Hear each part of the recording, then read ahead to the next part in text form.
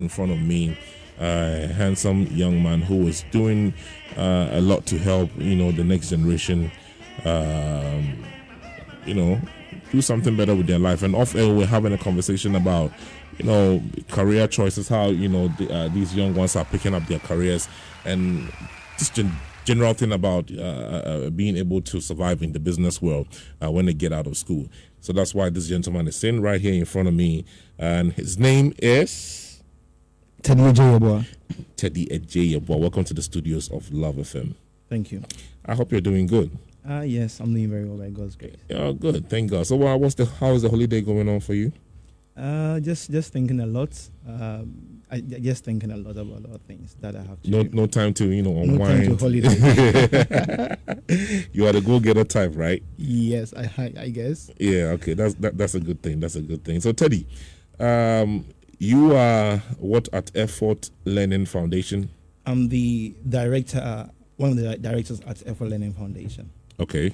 We have two directors for the NGO, so I'm one of the directors. Okay, so what is Effort Learning Foundation, and what inspired the creation of this foundation? So we realized that most students at the university level don't have an idea of what they want to become in life. So you ask them questions, what do you want to do in the future, and they don't have any idea yet. Yet they're reading programs.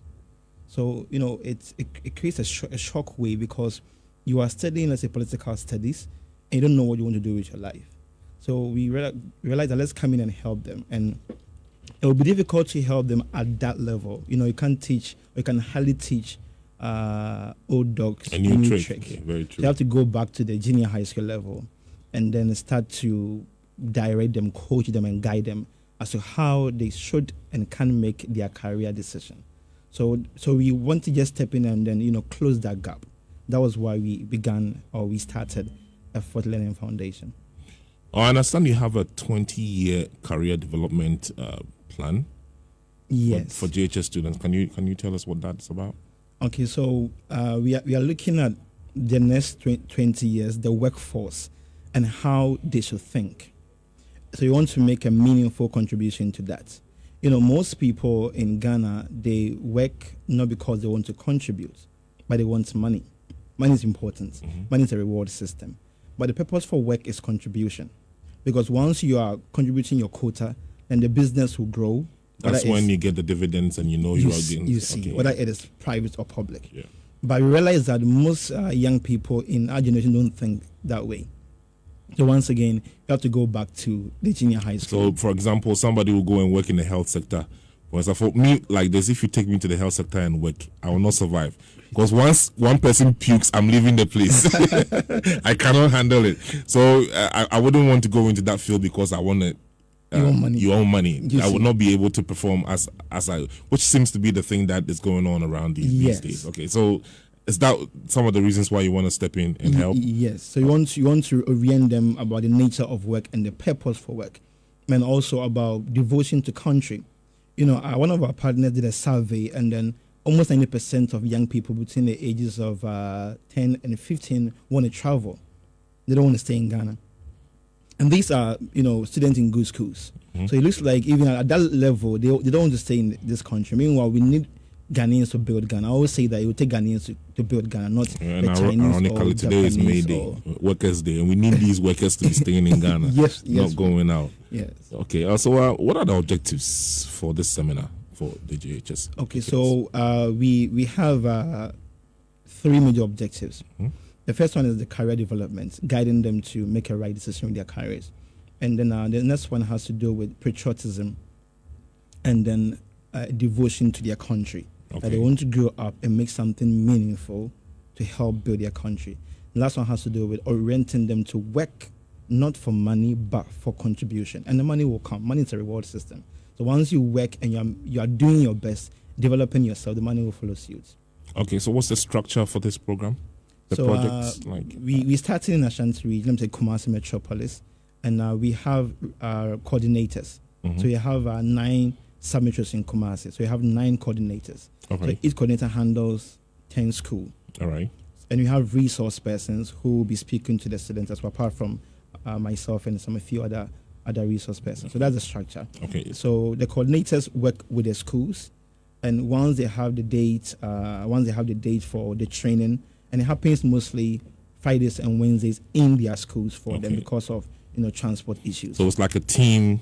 You've given them portions of the workload. Yes. So they go in and then they try to orient the students on career development and personal development. And you are doing this in tandem with the school authorities?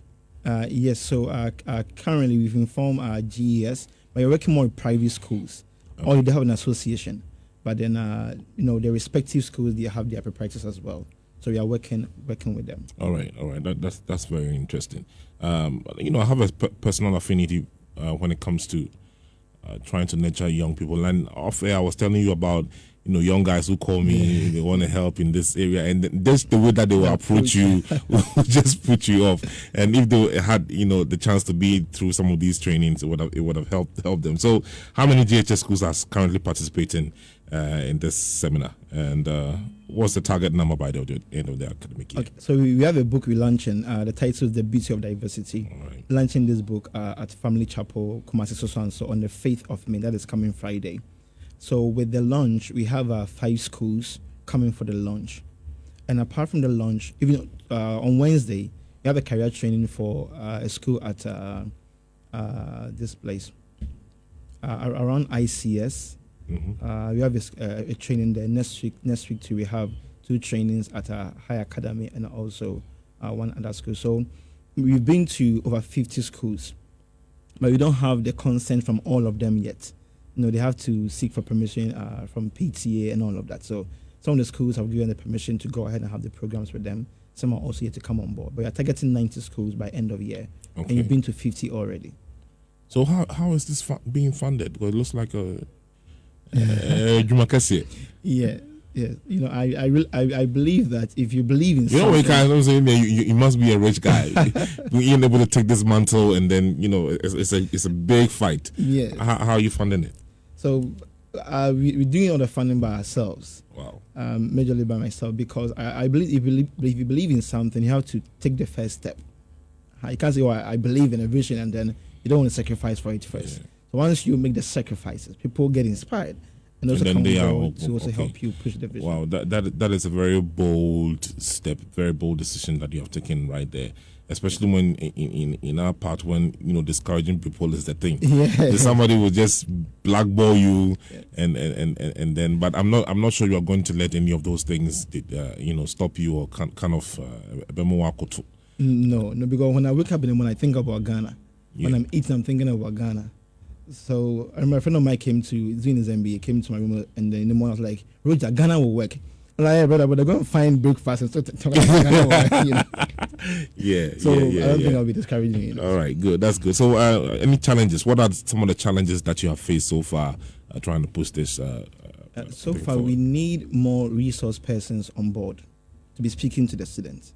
That's the first challenge, because we are reaching more schools, and we don't have enough resource persons. And myself and a few others, we can't do all the schools we've targeted. And apart from that, some school authorities don't give us the green light. I don't know, maybe they'll join later. I believe they will come on board later once they see the movement going on. So those are the challenges we face. Apart from financial challenges, as I said, I have to use my own money, buy fuel, drive around, go to the schools, and then so we have a bit of human resource challenge and also financial challenge. Have you had any help, like hints of help from outside ever since you started? Like no, I haven't. Are you pursuing it too? I really want to start and then get the schools on board so that I can go with facts that we have 90 schools, so we have 60 schools, and then we've done trainings in ABCD schools. So this is the plan forward, and this is how you can help. Not like I'm now starting and I'm seeking for help and not really sure whether I'm using the money to do what I intend to do or not. Wow. This is amazing. This is amazing for a young man like yourself, taking this responsibility upon yourself to, just teach kids how to survive in the near future. And a lot of people talk about education. They always say, the things that we learn in the classroom is not what we apply when we get on the business field, and it's very true. Simple things as communication, how to approach somebody. If you are pitching maybe for a product, if you are going to sell a product, if you are going to look for employment, if you are trying to win a contract, you know, how you present yourself, how you talk, how you your mannerisms, everything. These things, it looks like it's not taught in the classroom, and that seems to be some of the things that your organization is trying to focus on. So it's a brilliant effort that you are putting out there. And then personally, I would like to thank you, for doing this. Thank you for coming to the studios of Love FM to come and share this with us, and we support you fully. And I'm sure the listeners out there are also, you know, looking at you with one eye, going to see what's happening. So definitely, people will come and then support you in the near future. So continue doing what you are doing. Don't stop, and then may God be with you.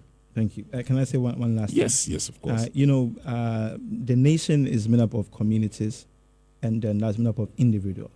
So the nation will develop one day. It will begin at individual level. So when the individuals develop, then the community develop, and the nation will develop. Yeah, because without the development of the people, we can have national development. Yeah. So that's what we are targeting now. All right. Thank you. Thank you, Teddy. Thank you. One of my best friends is called Teddy. So I'm going to put you on the list of my best friends. Okay. All right. I'm privileged. All right. Thank you very much once again. Thank you. Yeah, nice meeting you too. All right. So listeners, you heard Teddy and what and his people is the foundation is called Effort Learning Foundation, and what they are trying to do for young people, and they are the future. So we have to pay a lot of attention when it comes to nurturing them to become good citizens of the country. Don't go anywhere. You're still here on Love 99.